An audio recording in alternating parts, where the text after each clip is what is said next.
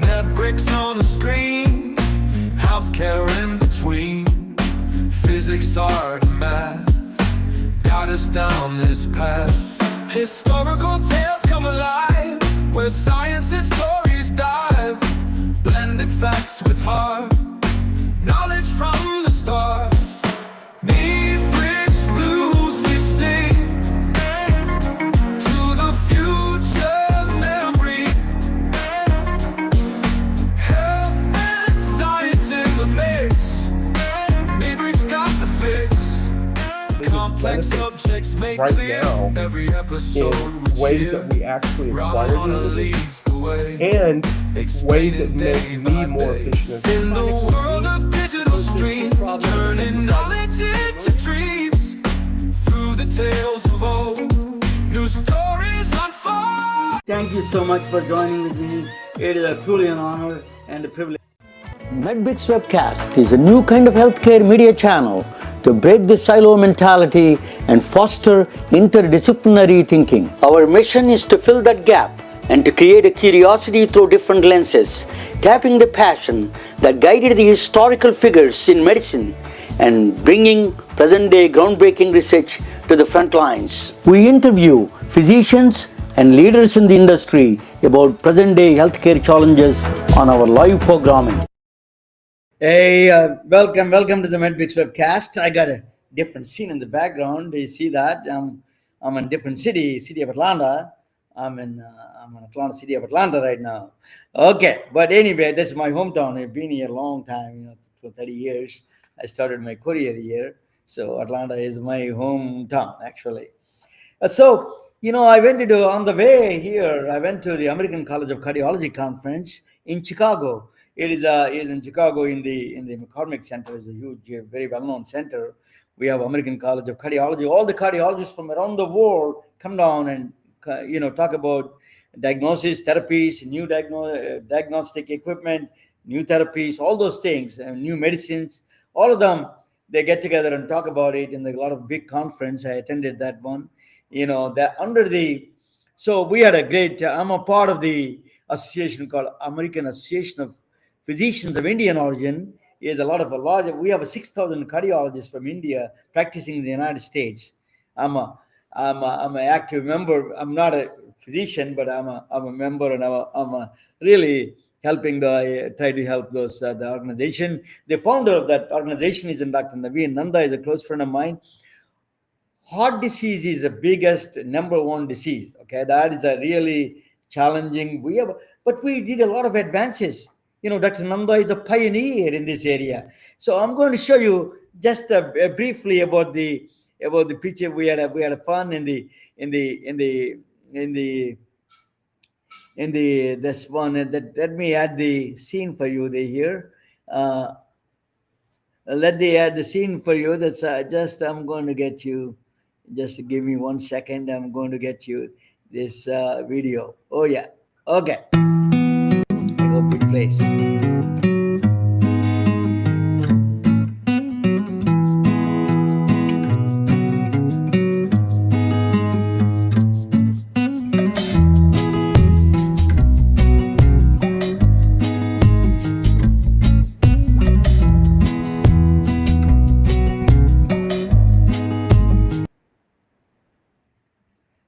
Okay, that's good. That is a. Let me take it out. Then let me come back. Um, okay, so that was a place in Chicago. We had a great time and fun. I'm going to talk about more. I interviewed the doctors and founders. So heart disease is number one, but the second biggest disease is that mysterious stills. Heart we made a lot of advances in heart disease. We really understood a lot of about heart disease, a lot more. But in the cancer, the second deadly disease, we have no, we don't have much understanding. We're struggling. We spend a billions of dollars, if not trillion dollars. It's a huge investment went through NIH all over the world. They spend a lot of money on the cancer treatment and cancer research. But unfortunately, or we didn't crack the origin, the real holy grail of the cancer. We just peripherals. We know some of the things we understood some extent, but the biggest challenge is cancer is still a puzzling disease in my view. So how do you if the grants are $1 trillion grants going to NIH from NIH to universities and then pharmaceutical companies, there are still we have not got any bigger outcomes. This is Einstein used to say, when if you keep on trying the old things and don't expect new things, anything new results. So we need to try to do something different. So we need to fund small startups, small cancer startups. In the that maybe 1,000 companies, they give $1 million each. Maybe they find something, because by using AI and quantum computers, they may find some solutions. So pioneer in this work, who is leading this kind of a startup cancer system, is Roger Royce. Of all the people in the world, is an attorney.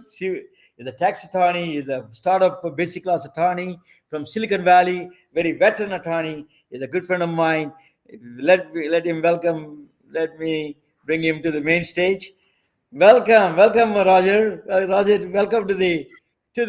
How did you get this involvement in the? Tell me a little bit background of yours, and then tell me why you were so much interested in the cancer startups. Okay, I wasn't sure what we were going to talk about tonight until just now, but that's okay. Yeah. We can run with that. So my name's Roger Royce. I'm a partner with Haynes Boone in Palo Alto.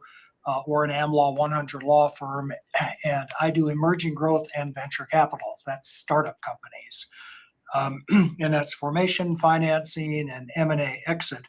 And as you know from my prior appearances, I have a background with agriculture technology startups.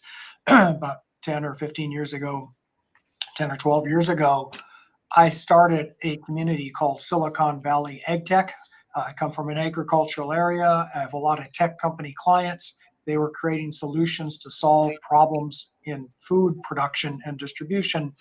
And that's how I got very interested and involved in that. More recently, I've become very interested and involved in oncology technology. And these are the startup companies that are solving the problem of cancer specifically. And you're absolutely right, Romano, when you say this is startup land.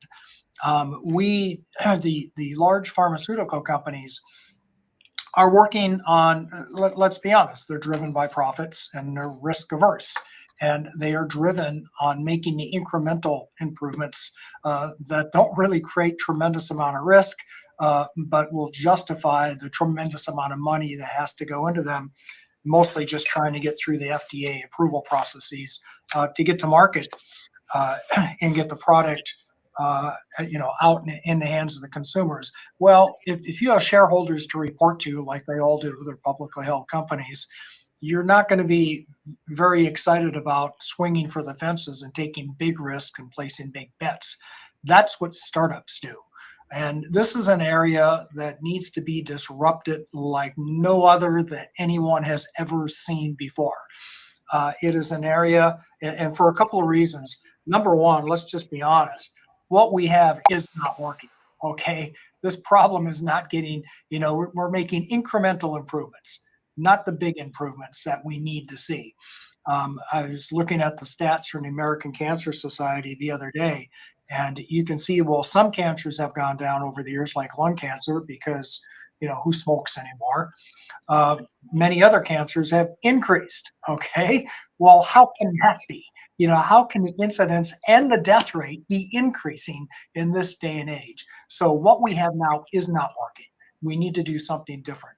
What is that different thing? Well, I have seen so many technology companies now over the last 2, 3 years that have just game changing solutions and game changing technologies, pharmaceutical solutions, immunology, uh, uh, even mechanical solutions. So there are big things out there. There are big things out there, and I'm doing my best to try to get them to market. So, what are the complexities involved in the things like scientific? It is a complex. Cancer is a complex disease. It is a heterogeneous kind of thing. So, it is a lot of failures at their high end R&D. That's why a lot of people are averse to investing. The regular investors, angel investors or traditional investors, they're kind of nervous about investing in the cancer startups. Where do you think you can get how can you attract this kind of investment from? Who are the people that we need to really address to?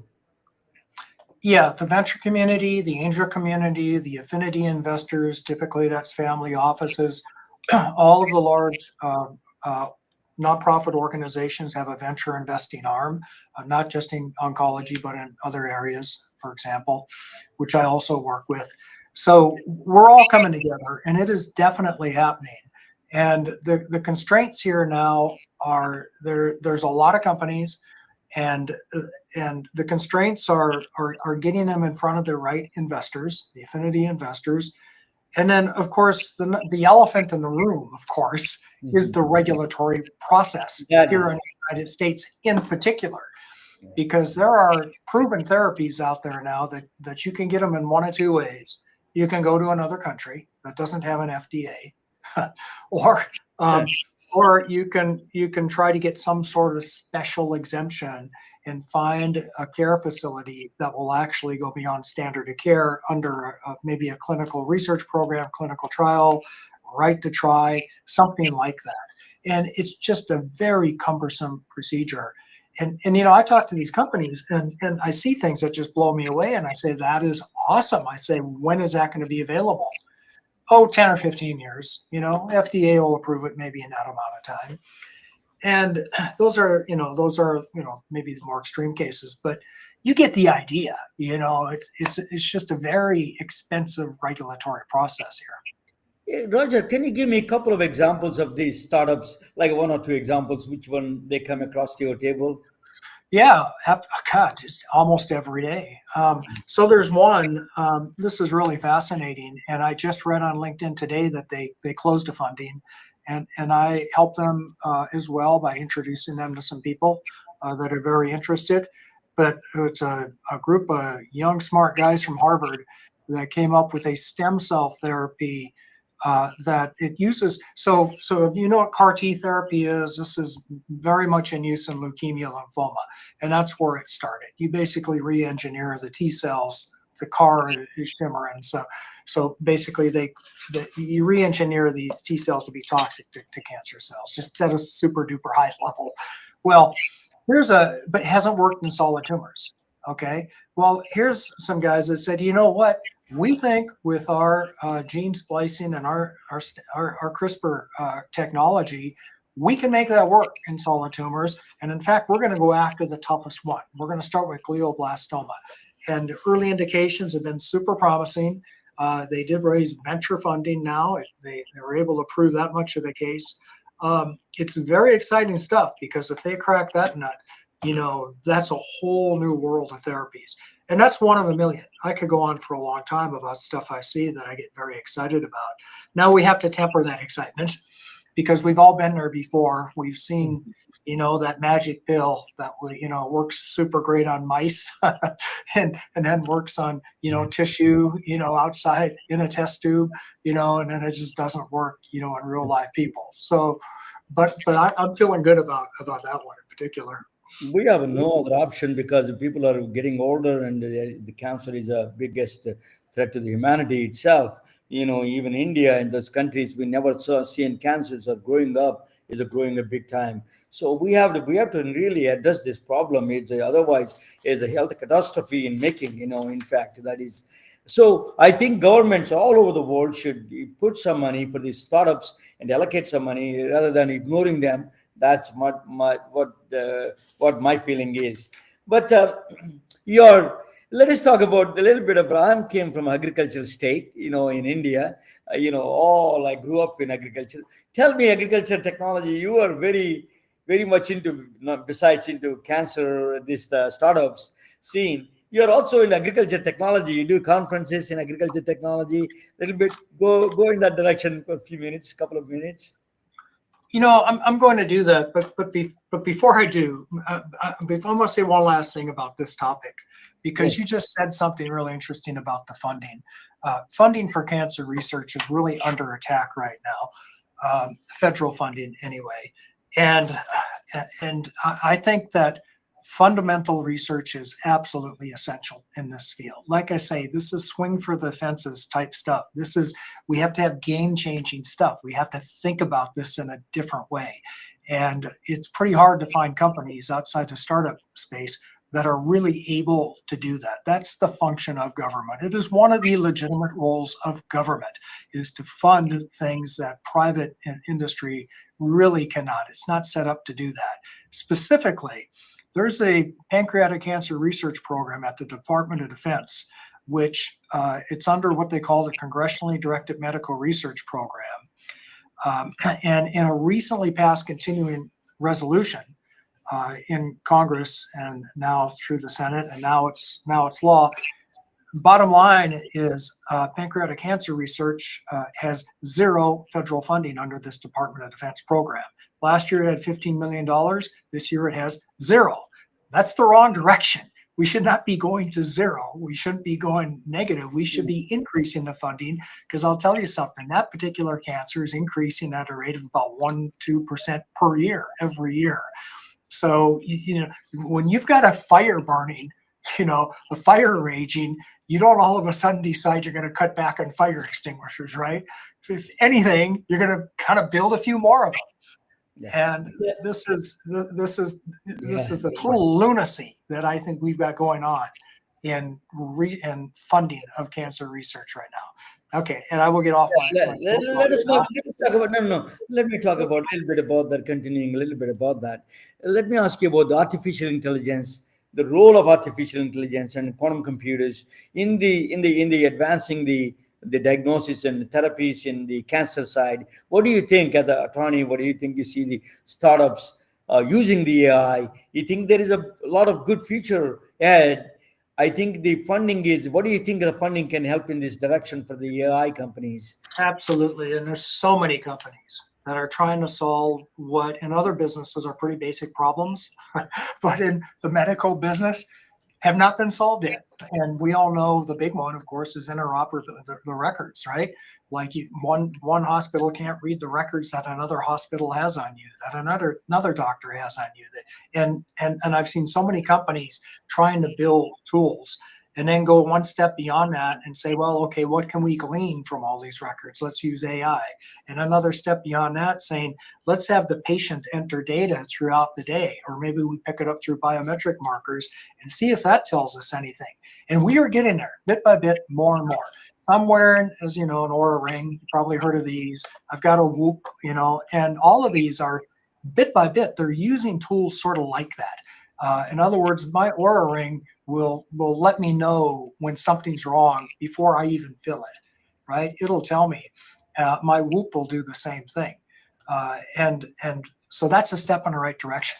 And I'm seeing a lot of companies, using really good, solid, both AI tools at all steps, diagnosis, treatment, drug discovery, at all steps in the process.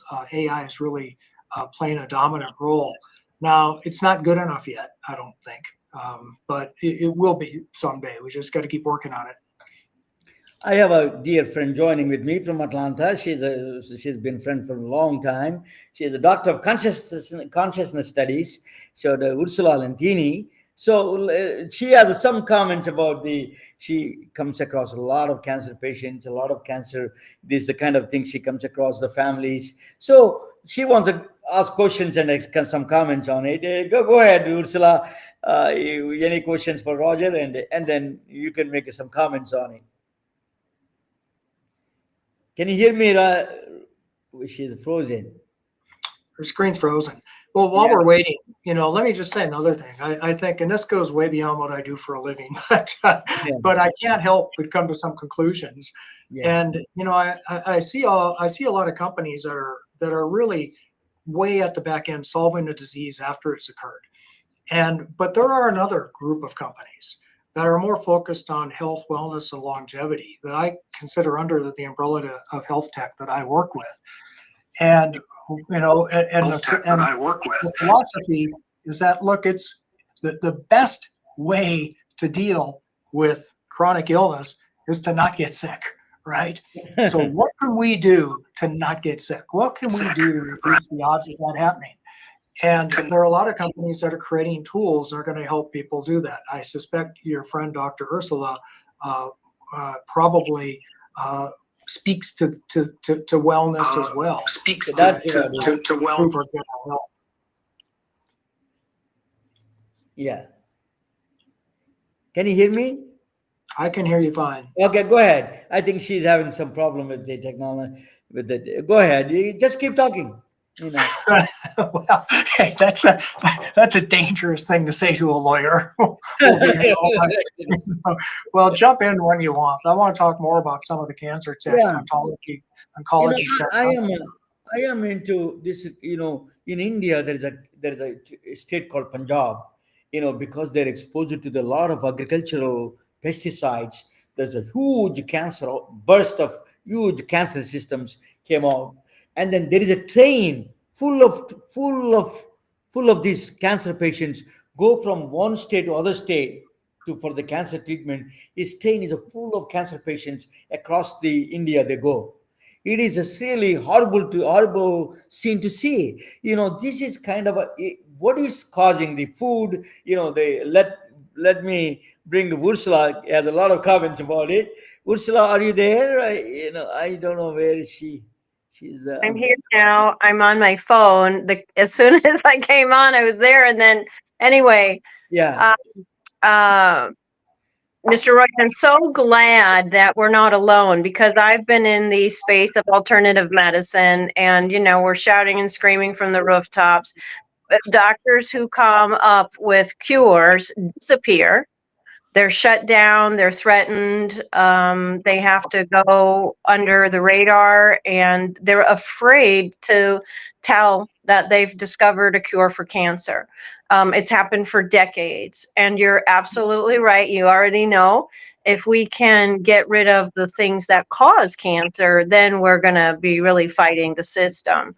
I just recently found out that the cigarette companies, who you just said who smokes anymore, who are profiting handsomely, have moved to the food industry to make sure that the addiction chemicals that they were using in cigarettes are now in foods. And those are the things that are causing the cancer. We all know that 100 years ago, when we were eating farm fresh food and going to people's houses for dinner, eating handmade food, people that didn't even know what cancer was.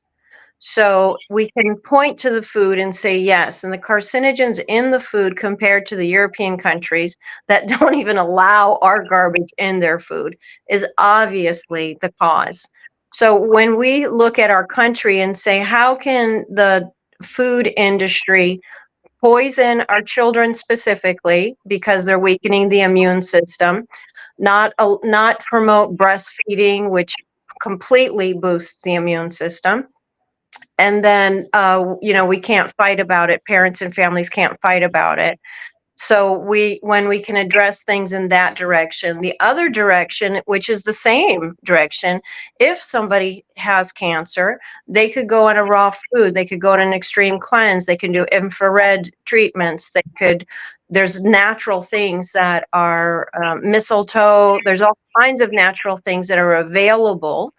It's if the cancer's caught soon enough that, it can be affected when it's into big tumors. So what do you think about everything I just shared? Well, you said a mouthful. So, but so the one thing, so let's take a few of your points, because you really did say a lot there. So number one, the environmental stuff. I mean, speaking of AI, I've been sitting here forever now on AI because it'll just occur to me that's the cause of cancer, and I type into AI, show me the trend in first, like high fructose corn syrup and cancer. Almost, but we can't just pin it on that because that's actually gone down the last 20 years. Okay, how about sugar? No, not quite a perfect correlation. Obesity is a pretty close correlation. But what is the one? Is it microplastics? Is it the antibiotics? Is it the hormones in the meat? What the heck is it? Something's causing this. And you may be right. It might be highly processed foods. And it's interesting that you use that example because there's been a lawsuit filed against all of the big food companies now, using the exact same legal theories that were used against the tobacco companies 20 years ago when they all start getting sued for putting dangerous products into the market. And you can see that really changed the tobacco industry, and it changed public's perception of them and how we work. And that whole kind of thing is happening now with food companies. Same claims. And the plaintiff is a fellow. In fact, I think he's from your neck of the woods there, who's a type 2 diabetic. And he said, "Look, you guys turned me into a diabetic." He says, "You knew this was going to happen, and you marketed this to me, and we haven't even talked about what they do to the children. This is an adult saying, you should have known, you should have warned me, you should have let me do this." So we'll see how that case turns out. But you can see that there definitely is a focus, a bullseye on food. Now, I don't want to say that's the one cause because, like, cancer is a complex set of diseases. It's like you said, Ramona, it's heterogeneous. But I will say that I have an app for that. I have an app that tracks my carbs every day, and I think you'd have to be awfully reckless these days if you're on a processed carb diet or on a high sugar diet anymore. And again, there's technologies that are out there now that will help you monitor that. There are blood sugar monitors, glucose monitors, that will help you monitor that and let you know what you can eat and what you can't eat. So again, I'm always like an optimist and a big believer in tech. And I think what we're going to find out, Dr. Ursula, is that there's a lot of contributors. I just listened to a podcast, and I think you're right. I think our food system is probably the number one biggest thing. But I don't think we can discount microplastics, mold, lots of other stuff, chemicals.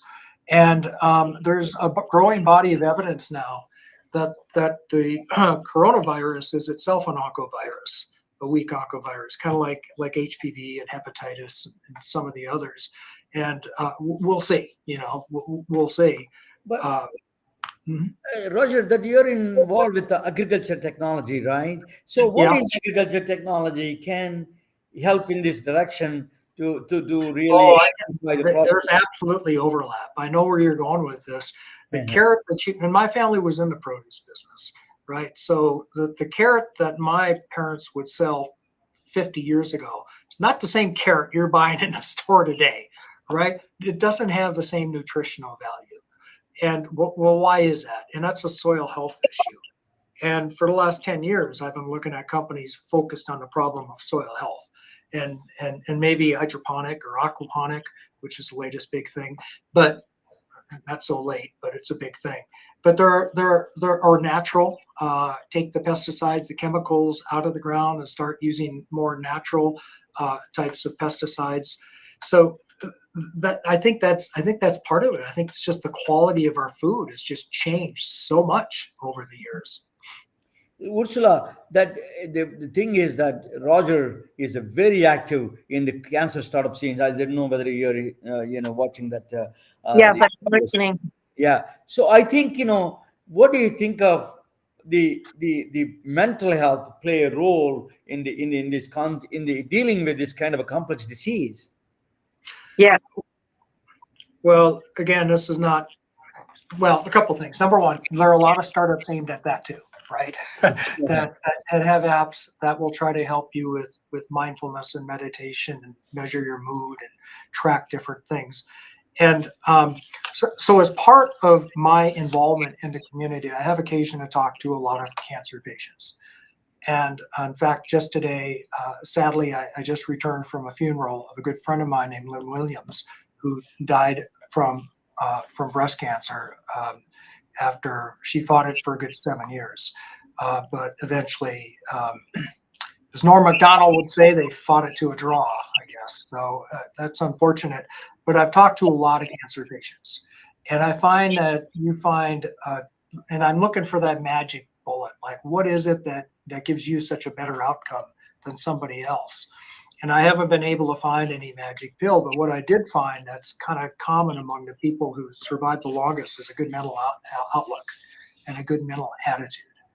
And I am the least superstitious person you will ever meet in your life, but I've come to believe that mental state has a tremendous amount to do with this. Yeah, let Ursula comment before that. I just want to make one comment. Your daughter gave you J. Krishnamurti's book, and Yes. she asked me about that.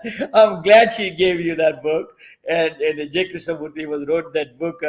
He's from my home state, and he is a very pioneer in the spiritual master, the philosopher. He was working with the quantum physicist David Bohm. He's really interesting. So go ahead, Virusula. You have a lot of experience in dealing with this cancer patients with the mental health. Just make a comment or any question. Both. Yeah, so in my metaphysical movement, that we have targeted resentment as one of the primary emotional states that are cancer causing.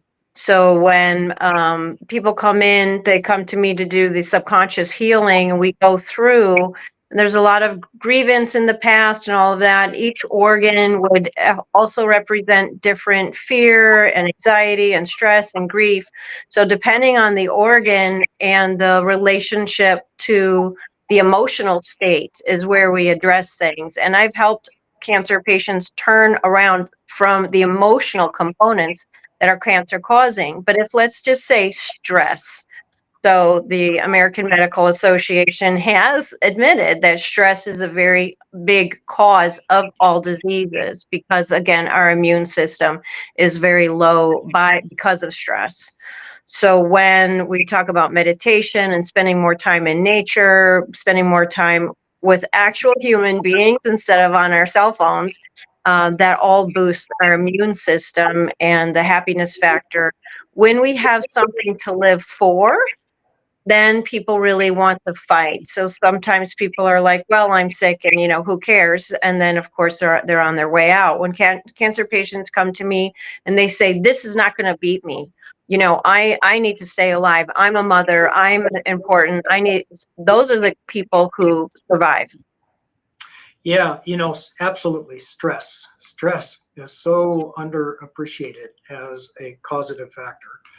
And we have to be able to deal with stress. What I found though is different people have different strategies for that, and different things work differently for different people. I think it's hard to say there's a one size fit all, and I'll just leave it at that. But I'm with stress. Let me ask you a question, both of you. That you're trying to say that is an individual thing. Stress is a response to. But what about the systemic stress? Society is giving a lot of stress. Governments are giving stress.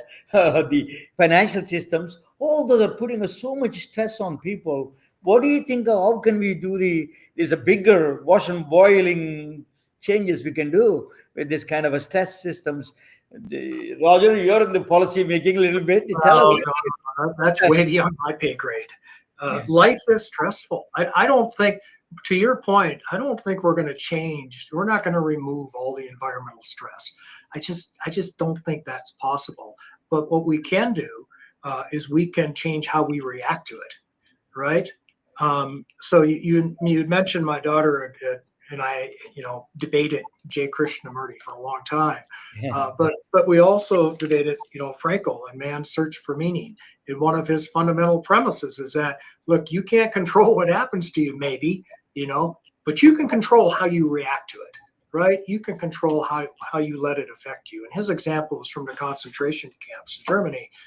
But I've always been very drawn to that sort of existential psychology philosophy, because it goes right to the heart of the big killer, which is stress. Now, for a materialist like me, what that means is the stress causes a cortisol reaction, which triggers adrenaline, which raises your blood sugar, which creates IGF growth factor, which tells the cancer cell, oh, you need to grow. You're in an environment where you should grow.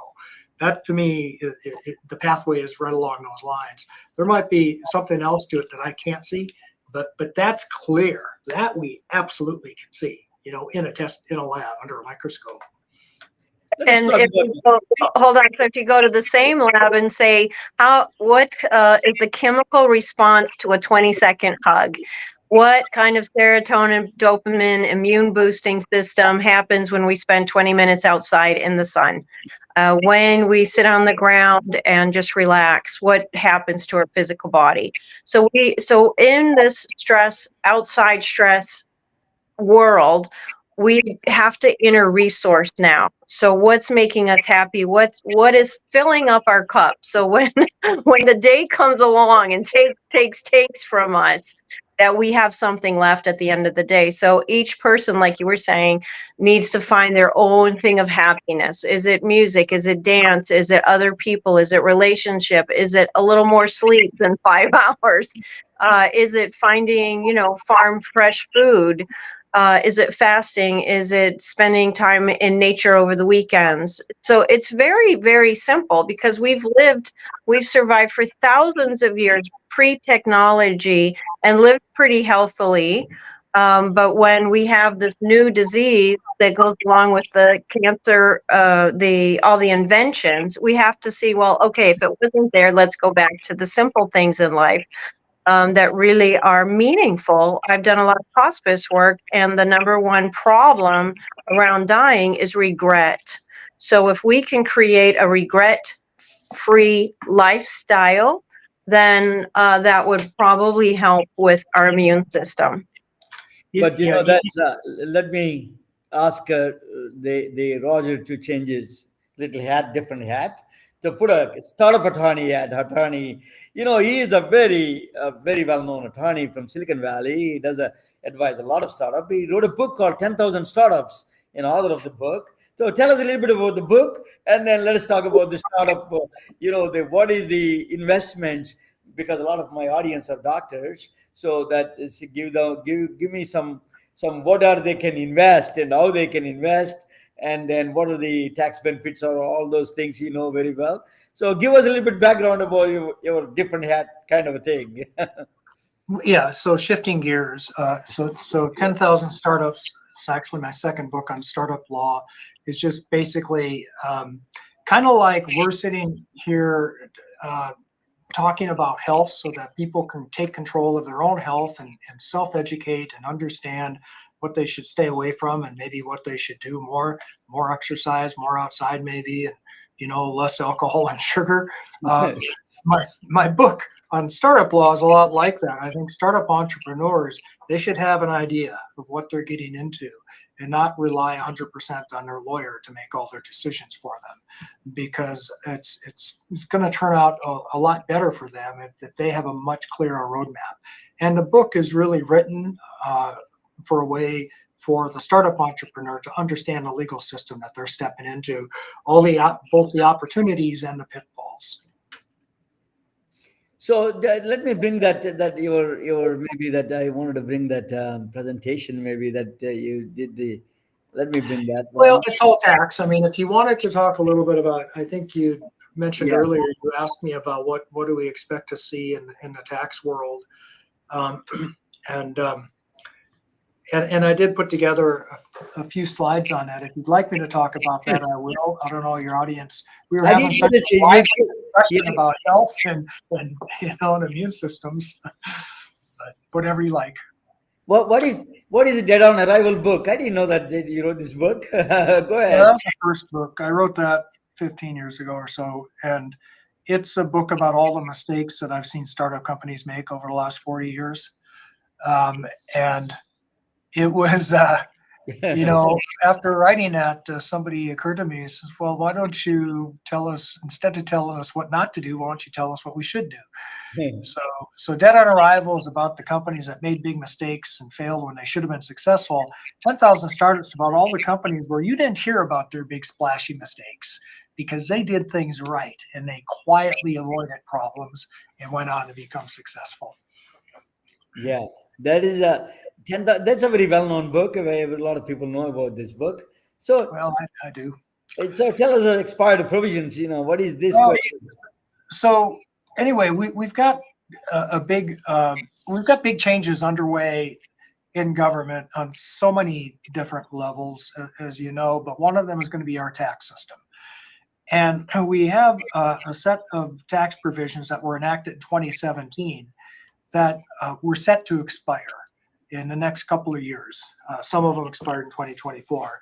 And the reason being, it has to do with the way tax bills get passed and how they score them and figure out the revenue impact. So they sunset after 10 years, typically, a lot of provisions. And there is a battle going on in Congress right now because some people want to make these tax breaks that were given 10 years ago permanent, and some want to let them expire. Some have expired, but might be reenacted and enacted back into law. And here's three of the big ones that have already expired: bonus depreciation, some interest expense deductions, and capitalizing R&D, which is a huge deal here in Silicon Valley for tech companies. If you go to the next slide, I've got a list, and I just put a link from JCT. It's a government agency. It's a government publication that goes into great detail if you want to see which provisions are going to expire. There's a lot of them. There are individual income tax rates, low income tax rates. There's several energy tax credits. One that you might be interested in is a medical expense deduction could go back to 10% up from the current. In other words, people can deduct medical expenses in excess of 7.5% of their adjusted gross income. That's set to go back to 10. And then there's some other temporary provisions. Now, I don't think we need to spend a lot of time on this. If you go to the next slide, what we ought to be thinking about is the big, beautiful tax bill that is going to be coming along. And it proposes to expand and continue tax cuts, big tax cuts, both at the individual and corporate level. But they're going to pay for that through spending cuts. And, programs like Medicaid and social services are up for grabs these days. I don't think they're going to go anywhere, but just keep in mind that is a debate that is going on, the idea to stimulate growth. A couple that you hear a lot about, if you go to the next slide. Yeah. Let me ask you before you go to the next slide. These tariffs you're talking about, where is all this money coming from the tariffs? Are they going to invest in the manufacturing or what do you think the overall plan of these tariffs, money coming from the tariffs area? Yeah, who knows? We all know about Liberation Day, and now we're under the tariffs. We saw what happened to the stock market. And as we all know, the theory behind the tariffs is that that's going to influence consumers to buy more American products, which will generate U.S. manufacturing, which will create U.S. jobs. I don't think the tariffs, who knows, they might be a revenue raiser because maybe people will continue to buy from foreign parts or foreign manufacturers and just end up paying the tariffs that go to the federal fisc. But that's not the intention, and that's not the purpose. And I kind of doubt that'll be the effect. But anyhow, that's all I'll say about tariffs. And again, way beyond my pay grade. Yeah, Roger, I want to ask you a couple of questions, and probably you don't have the slide about that. A lot of doctors are interested in the convertible notes and safe notes. Just can you comment on that, both of them?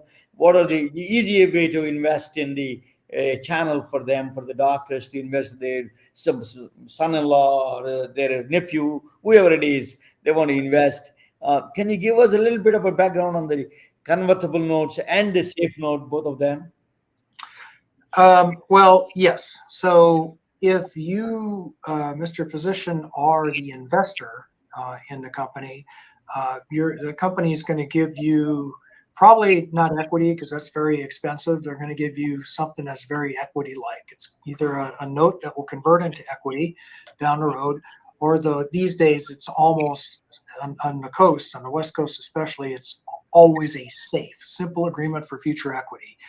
And it's basically an instrument where you give the company the money now and they give you the stock later, at a time when we know the company is going to more likely to succeed, and it has a valuation and can price its equity and give you some benefit, maybe a low valuation for getting in early.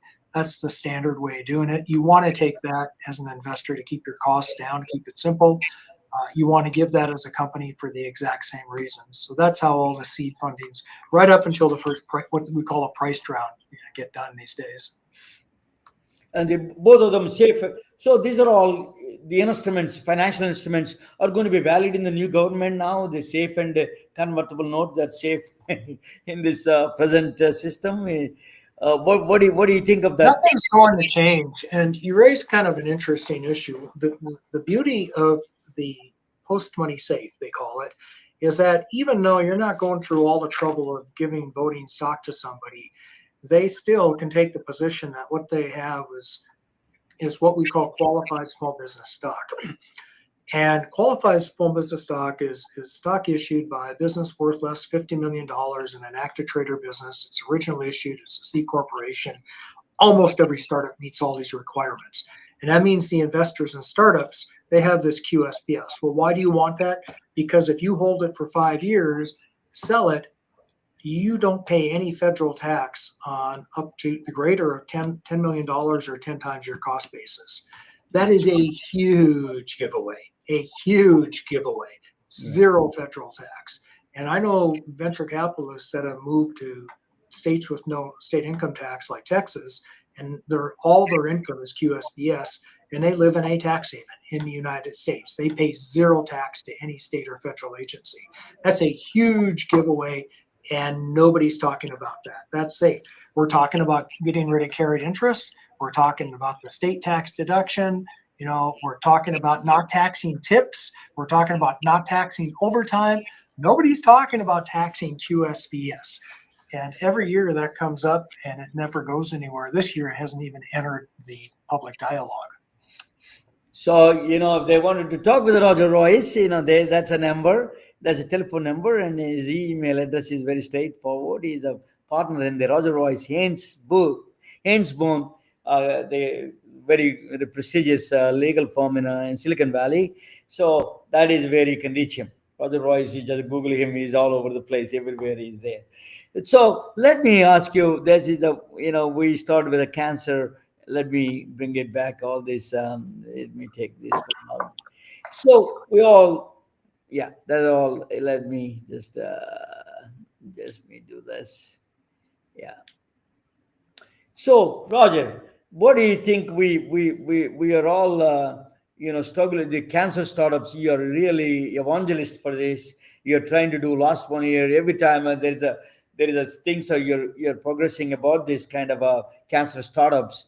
You're inviting a lot of people. And what do you think the doctors can do, or physicians, healthcare executives, hospitals can do to promote this kind of cancer startups?